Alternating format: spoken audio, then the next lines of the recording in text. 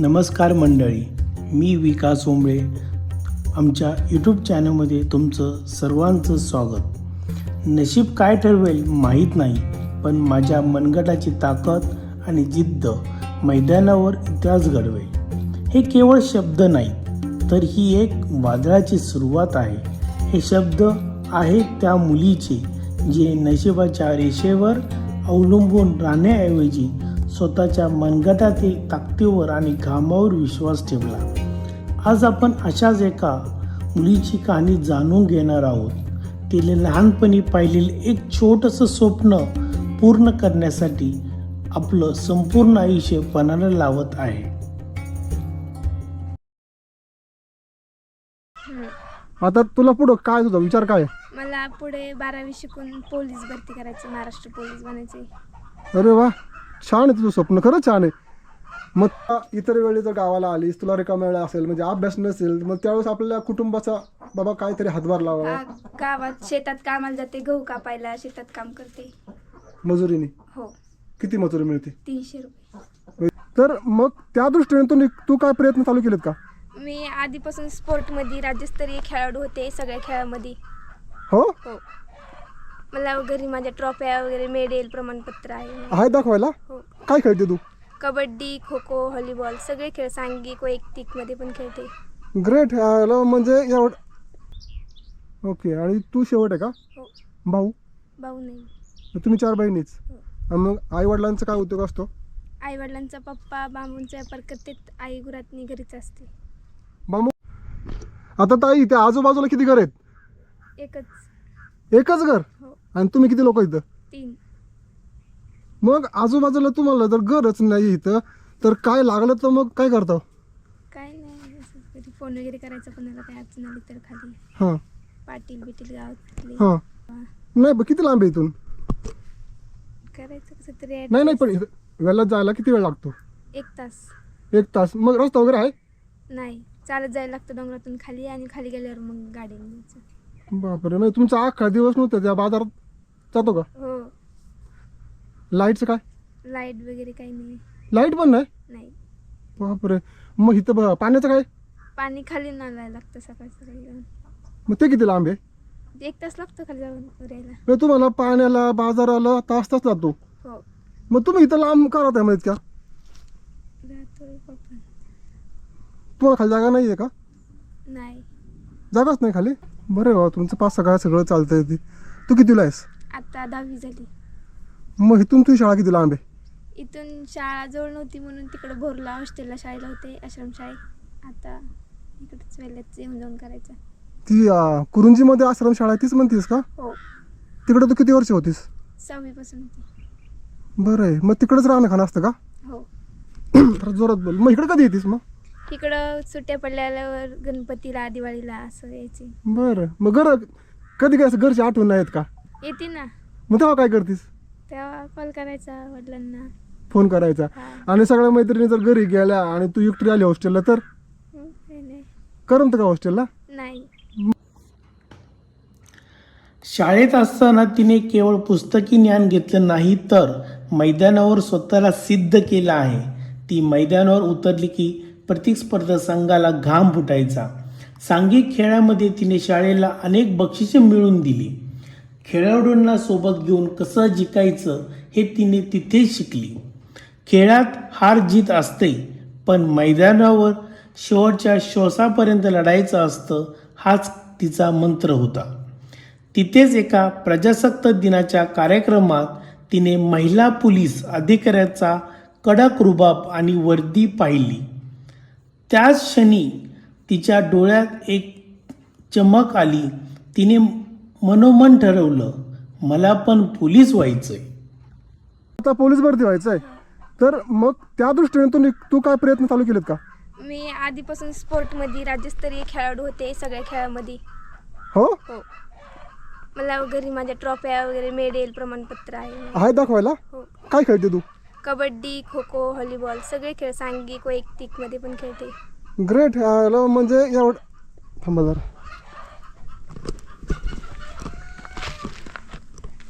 मंडळी, ह्या दऱ्याखोऱ्यामध्ये लपलेला हिरा सापडलेला आहे, सुरेखा ढेबे नावाचा.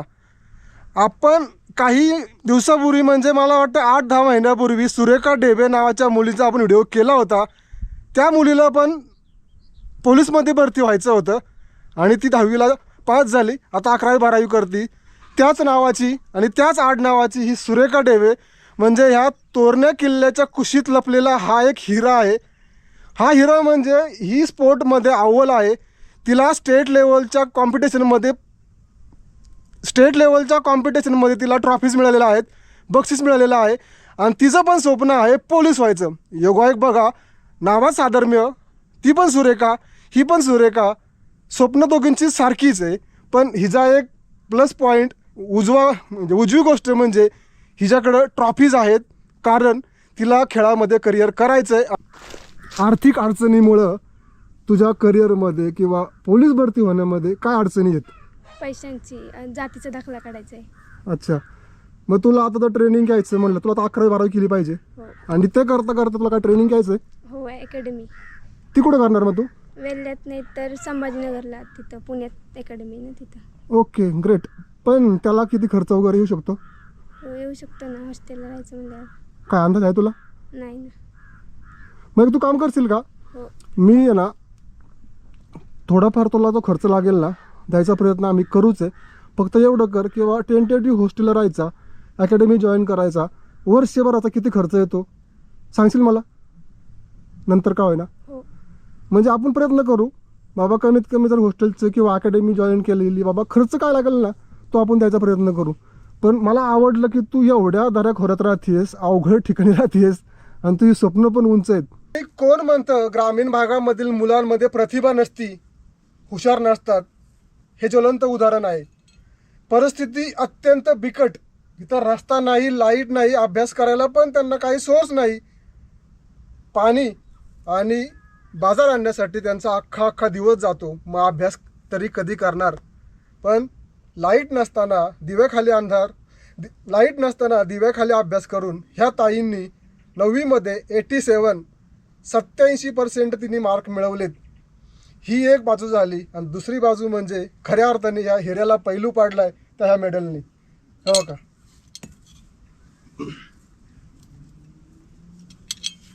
असे भरपूर मेडल तिच्याकडे आहेत, ट्रॉफीज पण आहेत, त्या आपण तुम्हाला दाखवणार आहोत. सांगायचा उद्देश एवढाच की ह्या लोकांमध्ये पण प्रतिभा आहे, हा पण हिरा आहे. ह्या हिऱ्याला पैलू पाडण्याचं काम आपण करूया. या ताईला पोलीसमध्ये भरती व्हायचं आहे, अकॅडमी जॉईन करायची आणि त्यासाठी येणारा जो खर्च आहे तो खर्च काय असेल ना, त्याकरता तुम्हाला मी आवाहन करतो की तुम्ही ह्या ताईंना मदत करा. खाते नंबर आहे तुमचा? हां तुझा आहे. ह्या ताईचा खाते नंबर पण आहे, तो मी खाली दिलेला आहे. त्या नंबरवर तुम्ही पेमेंट करू शकता आणि ह्या ताईंच्या स्वप्नाला एक भरारी देऊ शकता. तिला आकाशामध्ये उडायचं आहे पण तिच्या पंखात बळ हवं आहे. ते बळ तुम्ही आपल्या मदत रूपाने हिच्या पंखात भरावं अशी मी तुम्हाला विनंती करतो आणि तिला उंच भरारी घेऊन तिचे स्वप्न पूर्ण करण्यासाठी आपण मदत करूया. ताई आत्ता तुला 87 पडलेत, 9वीत 10वीत किती पडतील? 70च्या पुढे. कॉन्फिडन्स आहे, शिकायचं आहे, हीच जिद्द पाहिजे, कष्ट करायला पण तयारी आहे. तुम्ही पाहिलं आता आपण आलो, रस्ता, लाईट, पाणी काहीच नाही आहे, म्हणजे सुविधा काहीच नाही. आपल्या मुलांना शहरामध्ये AC मध्ये बसूनसुद्धा अभ्यास करता येत नाही. जायला यायला AC बस, शाळेमध्ये फॅन, सगळं असून लाखो रुपयाची फी भरूनसुद्धा ती मुलं व्यवस्थित शिकत नाही.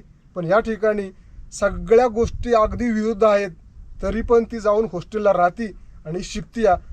सलाम करूया सुरेखाताईच्या जिद्दीला आणि तिच्या स्वप्नांना पण आपण बळ देऊया. ताई ऑल द बेस्ट, तू नक्कीच पुढे जाशील. इथं मेडल पकड. ऑल द बेस्ट, तू नक्कीच पुढे जाशील आणि एक दिवस आम्ही तुला डोक्यावर हॅट घालून पोलीस झालेलं पाहणार आहोत. तुला लागणारा जो काय खर्च असेल ना तो आम्ही देऊ, सपोर्ट करू. फक्त तू कष्ट करत राहा. एक दिवस तू त्या लाल दिव्याच्या गाडीतून आलेली पाहिजे आणि तुला आम्ही सलाम करणार.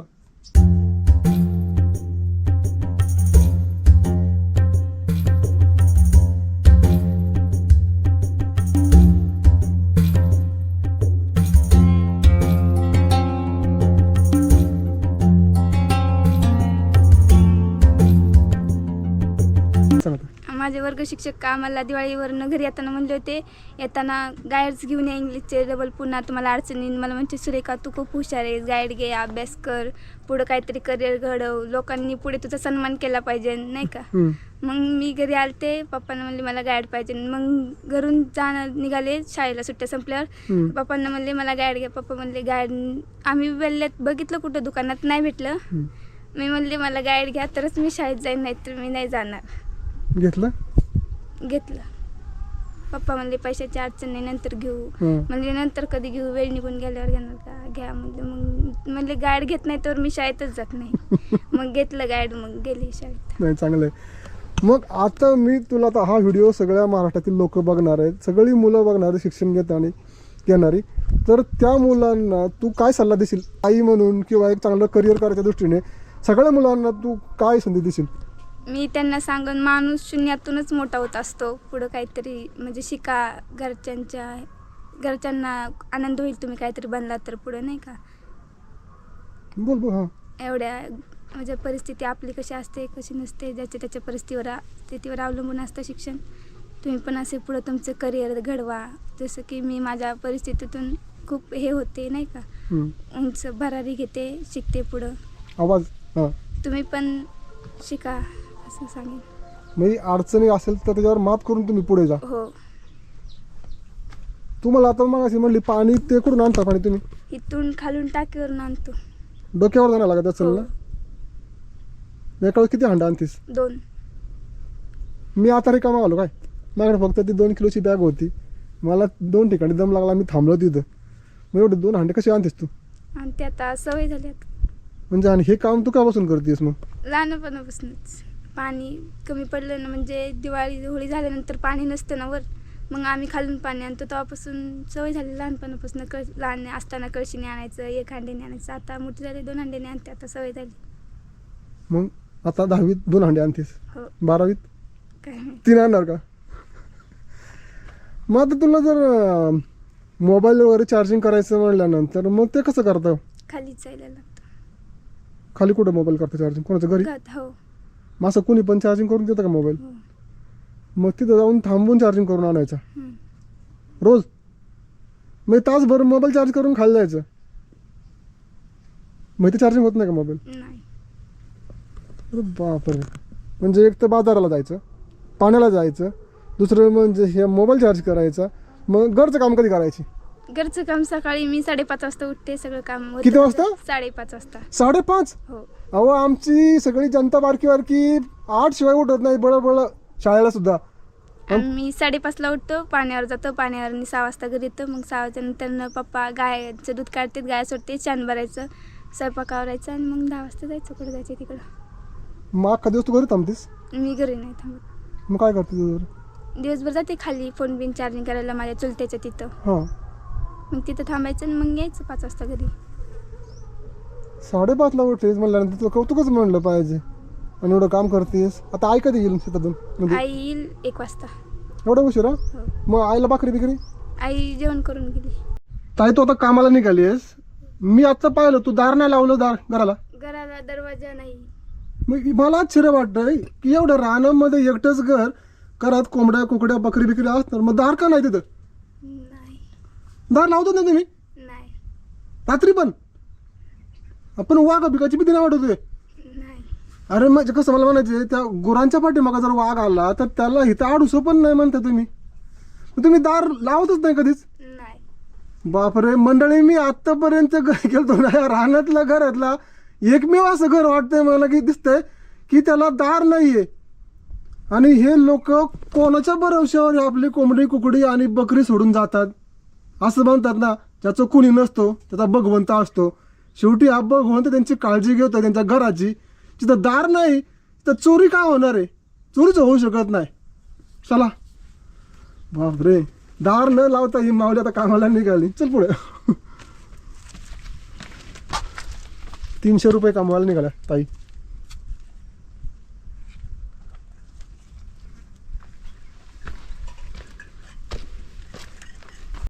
हा, तू आत्ता म्हणलीस मला खाली सोडा का?